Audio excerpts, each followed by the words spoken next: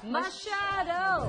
Sino Eto na. tong ito yan. Sino tong popular na singer, nakaka-break lang daw niya sa kanyang jowa. Pero, imbis na i-comfort siya ng pamilya, parang mas natuwa pa raw ang mga ito. Parang ganito raw kasi ang usual eksena ni singer with her partner. Action! Ikaw pala. Ako pala yung GF. Oo, ito So, yung GF, yes. kami yung parents.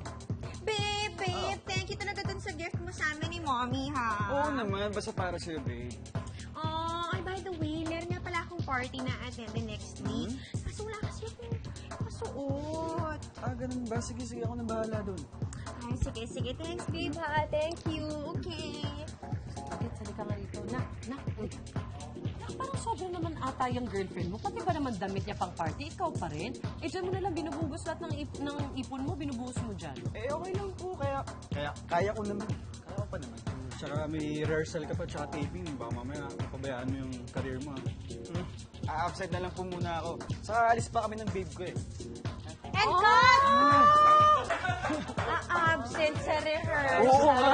Na yung jowa. Sino si Priority. popular singer? Popular singer. Jowa. Pero nag-break na.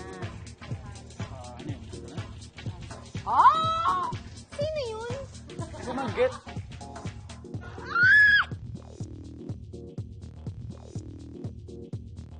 Dati na pa sila? naman eh. Dati pang ayaw. Break na sila.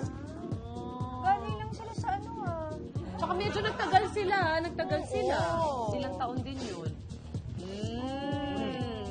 Wala nga ba talagang forever? Gusto ko yung may pahugot ka, Mars.